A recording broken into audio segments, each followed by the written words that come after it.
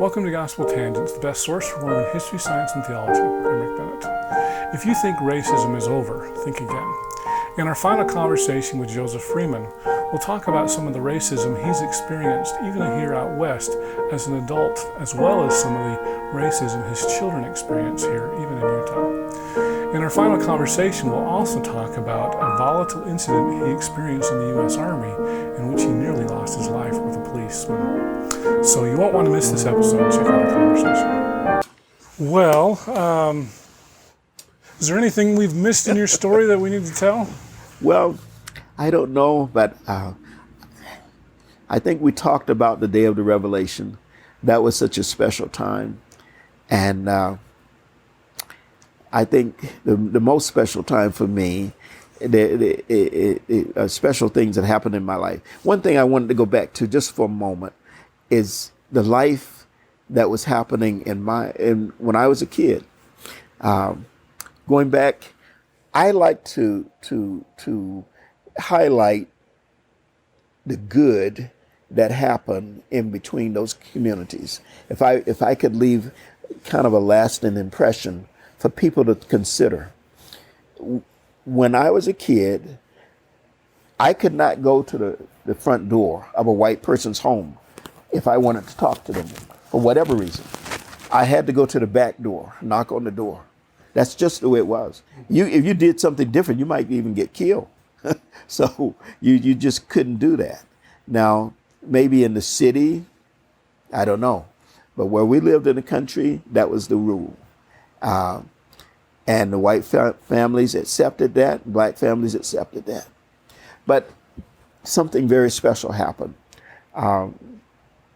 in our family. There was a young white boy that was driving too fast, and there's this curb probably a mile or so or two from my house. And if you don't slow down on that curb, you won't make it.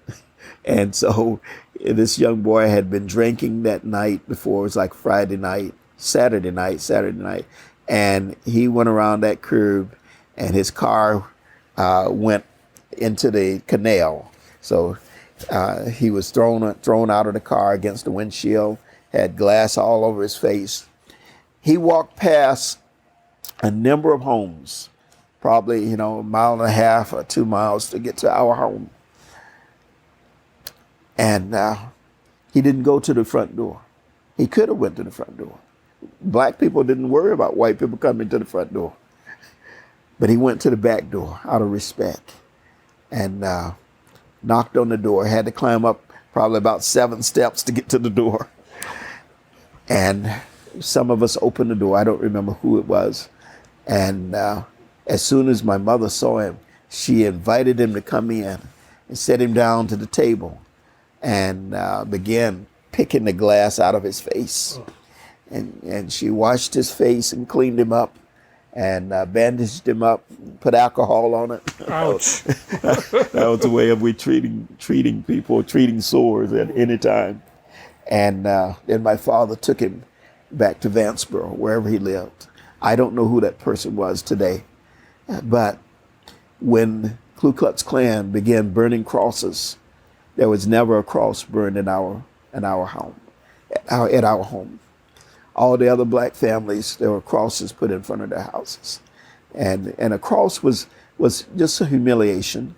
Yes, it was dangerous in the sense that all of these homes were old, and they would went up, easily with a little fire, and then the fire trucks never got there when a black family was burned out. But it was more the humiliation to say, know your place, stay in your place. You're not supposed to get these good jobs or whatever. But still, because of my parents, the kind of people they were, kind, loving, and helping, and they're hardworking, never a cross was burned in front of our home. And I consider that, a wonderful blessing that people showed that great respect for my mom and my dad. I also think my parents were just very religious, trusted in God all their lives and still are. Even my father today, as old as he is, who knows how much longer he has on this earth, but still loved the Lord with all his heart. Those things were protection over us. Scripture says, Christ said, I love you so much that I want to be like a hen that reaches out with her little wings and call her little chicks to come in when there's danger and cover you and protect you from whatever is going on. And I know that it has been in my life like that the Lord has watched over me and my family. I have been in many situations where I could have died. I could have been hurt, and yet God blessed me. One thing to share, when I was in the military, I went on a Marine base there in Conneoy, and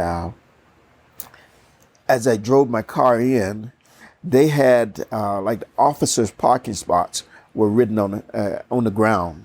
On our base, they were up on a sign. So you'd see the sign, you know, okay, that's an officer spot. Don't park there. And I didn't realize that when I drove on their base. And I just parked my car and went and bought a hamburger. It was very close. And my wife was then my girlfriend. Her and another girl, they were sitting in the car. And this MP came up behind us, wrote a ticket. He didn't ask us to move the car or anything, just wrote the tickets. And I think he was giving tickets to everybody that was in that line. There was probably more people than me that was, you know, had made a mistake and parked in the officer spot. Anyway, the provost marshal came by, and he was a major. He's kind of like the guy that's the head policeman. He saw me, and he said, "Send that guy to my office." Now, I don't know why he singled me out, but I was the only black guy that I saw out there. And I'm not on my base, I'm on a Marine base instead of an Army base. Well, I then go in to his office, which is still fairly close. He asked me a few questions. Says, "Why did you park there?" I said, "Sir, I didn't know it was an officer spot." And I don't know today, you know, if it's a general or a colonel or what. But anyway, I shouldn't have parked there. And he says, "That's what all you guys say, you know," meaning black guys. And I said, "Sir, I'm sorry, but I didn't know, I didn't realize it was an officer's spot." He said, we're gonna impound your car." You know, I had just bought this car. It's a little 66 Mustang. Wow. You know, and I'm thinking in my that would be worth a lot of money today. Yes. Yeah, I'm thinking, you're not going to take my car, you know. But anyway, he sent me back out. Then he put an MP car in front of mine and then one behind me to make sure I don't get out of, you know, don't run. Oh, that's horrible. And then they drive me down to, you know, another station, their main office. And when they get there, they want my keys. And I just said, "No, you're not taking my car." And I was ready to fight. You know, these guys got guns on. If I had fought with them, they would have killed me. But I said, you know, because I was getting pretty upset with them. And it was 3 of them and just 1 of me. And my wife and the other girl were in the car. We were going there to visit the other girl's boyfriend. And later on, she married that guy just like my wife and I got married. Well, I said, "I want to make a phone call." And so they let me call. And I called a good friend of mine who was the post commander, Colonel Salvador. And Colonel Salvador was my wrestling coach because I wrestled, you know, on the Army team for a little while. Mm-hmm. He said, "Freeman, just be calm. Don't do anything to get in trouble." And then he spoke to the provost marshal. And this man began hollering at my colonel, "Sir, you don't have any jurisdiction over here. You are not in charge of our base. You have no jurisdiction to tell us to do anything." And the colonel was quietly, calmly talking to him. He said, "I know this young man. He is a good young man. He would have not done anything wrong intentionally. whatever it did was just a simple mistake. And I think you folks should handle it that way. And he continued hollering at the colonel. And then the colonel said, I want to speak to Freeman again. And he said, specialist. And he just talked to me, he was like a father. Because, this was a man that he didn't see color. He just saw us as being soldiers that were on the team. And he said, Joseph, just be careful and be calm. Do whatever they tell you to do, and we'll handle it next week. Our lawyers will take care of it. And, meaning they would get my car back. So then the colonel, that major, he called a tow company to come on base and tow my car. So we had to wait, tow my car to their junkyard so that it was them holding the car instead of him being in trouble. Right. And so we waited, and they towed us out. Here we'd sitting in the car, nothing wrong with it, and drives us a long ways to the junkyard. Well, I make a deal with the junk guy that I didn't have enough money to get my car away from them at that point. And I said, I will come back next week. And I left my wife's wedding ring that I had given her for payment, and then I said I'd come back next week because it was not payday yet, and I'd get the car. Pay for the car, the tow. Right. And so they agreed on that. And so that's the way it went.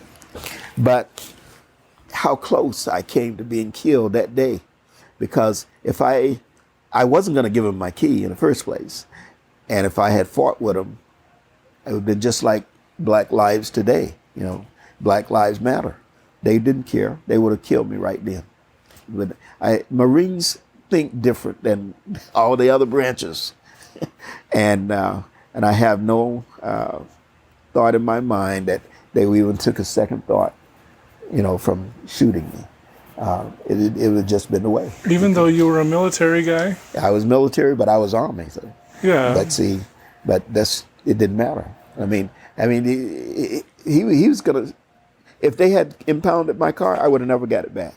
That's all it was. It was taking it for good, not just taking it, as a punishment because I parked in the wrong spot. But I was right there. I could have driven the car, moved the car. All they had to do is just tell me, But he saw me and says, no, I'm going to punish you for that. I'm going to take your car, impound your car. So that's just how things were in those times. But I didn't see them impound anybody else's car. But he was writing tickets on the other cars. But mine, and I was as nice as I could be, trying to apologize that I didn't realize what I had done. So, but that's how life was in those times. So today, here we are with Black Lives Matter. And, a lot of families, they were saying, well, white lives matter too. All lives matter. Well, sure. But white people are not being shot. White people are not being discriminated. They're not being killed. When I was in Denver, I worked for the temple. And I had a part-time business, a custodial business outside, at least once a month. And I went to my businesses every day, 5 days a week. But I would get stopped by police at least once a month for nothing. Never got a ticket. Just pulled me over because I'm driving down the street. And I had a Cadillac. And they would say, well, that must be reason enough, huh? Yeah, exactly. Must be a pimp. And I'd get stopped. And I remember one time I made a turn, and it was kind of short. I put on my signal light, and I had almost missed my turn, but I put the signal light on, and I made the turn anyway. And this cop followed me all the way to my house, which was like 3 or 4 blocks, further, more than that. But anyway, we got down probably half a mile. He followed me, and then he pulled me over. Well, he pulled me over right in front of my house. And it just happened that my insurance card had expired, but I had the new one, had come in the mail, and I just hadn't put it in the car. And so when I showed him the card, and he looked at it and said, your insurance is out. I said, oh, well, I just got the letter. It's in the house if I can just go get it. He wouldn't allow me to go in the house to get my card. So he gave me a ticket. And then the next day I took it into the courthouse. Just happened that the district attorney was a female, and she was there. And I said, I don't know why he had to give me a ticket, and then has to waste time, miss my job, come down here to take care of this. And she said, well, how was you dressed when he stopped you? I said, I was just like I am now. And I had a black leather jacket. It was a nice jacket, and probably black pants, just like I'm dressed here. And she said, well, he probably thought you were a pimp because you were driving a Cadillac and you had on these nice clothes. And, but, my kids in that same neighborhood, when we moved there, every week they would get stopped by the police because they were black in a white community. And until the white cops got to know my kids and recognize them. Because they pulled them over all the time. That's it, yeah. So when people talk about Black Lives Matter, it's the reason that black people are being targeted by the police over and over and over, being suspicious. They just see you and they think you must be doing something wrong. Let me check you. One night I was coming home from one of my businesses, and it was like 12 or 1 o'clock at night.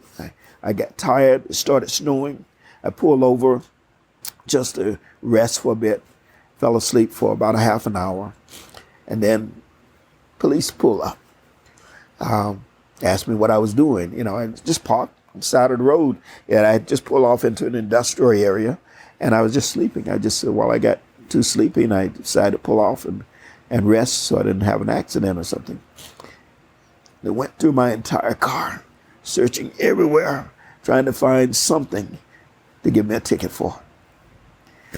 And the one police was very understanding. The other one searched me, my whole body, and then searched my car.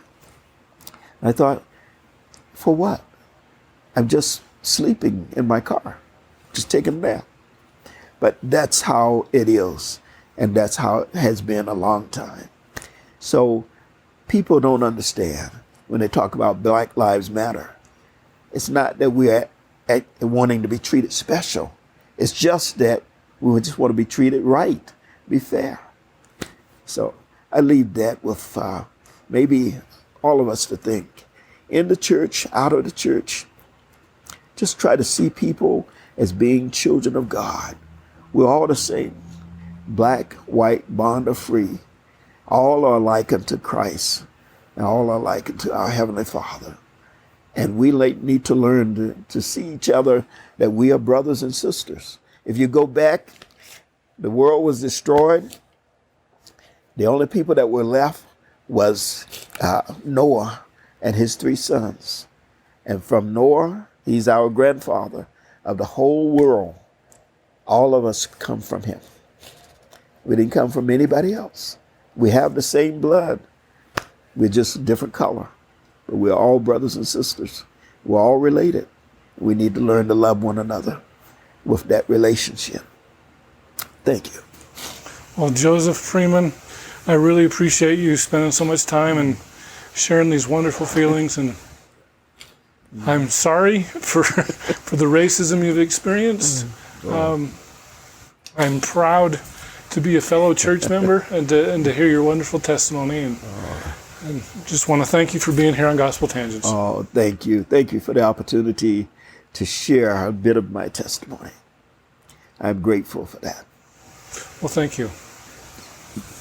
I hope you enjoyed our conversation with Joseph Freeman. Joseph, it was fantastic to listen to your wonderful testimony and all the amazing things you've experienced. And I'm sorry to hear about the racism you've also experienced as well. So his book is a fantastic book. It's out of print. You have to get it on used bookstores now in the Lord's due time, but it's a fantastic book.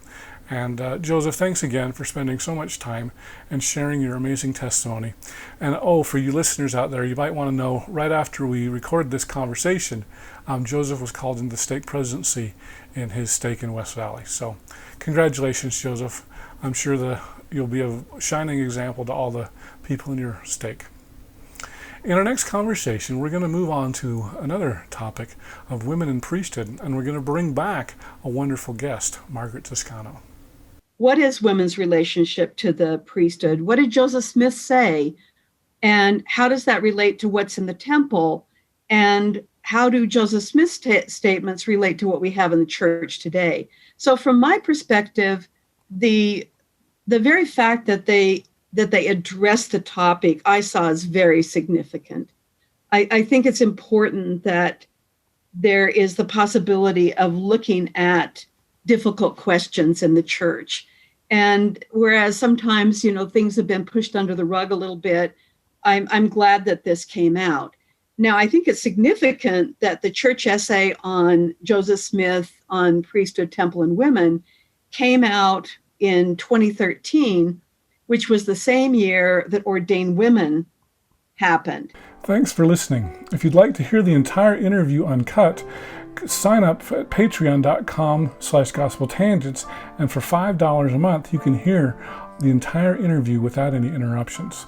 If you'd like to see the whole video, that's just $8 a month, and you can sign up either at youtube.com/gospeltangents or on our website at gospeltangents.com and click the yellow subscribe button. Or you can go to patreon.com/gospeltangents, and I'll just need to make sure that we're Facebook friends, and I'll add you to our insiders group, and you can see the entire interview uncut. If you'd like to get PDF transcripts of our interviews, those are just $10 a month. And for just $15 a month, I will send you paperback versions of our transcripts as soon as they come out. Or, of course, you can buy them on Amazon as well. Go to Amazon.com and do a search for Gospel Tangents Interview, and you can see all of our transcripts there. Don't forget to sign up for our updates at facebook.com/gospeltangents. Of course, you can follow us at Gospel Tangents on Twitter. To hear our interviews updated to your podcast player, go to tinyurl.com/gospeltangents, and make sure you give us a 5-star review. And of course, you should show your support for Gospel Tangents with one of these cool t-shirts like this green one, or light blue, sport gray, royal blue, purple, of course black, beautiful gold, and of course Utah red. I probably left out some colors, but if you want to see more, go to gospeltangents.com/shop and you can get one of these. So once again, thanks for listening. Click here to subscribe, here for a transcript, and over here we've got some more of our great videos. Thanks again.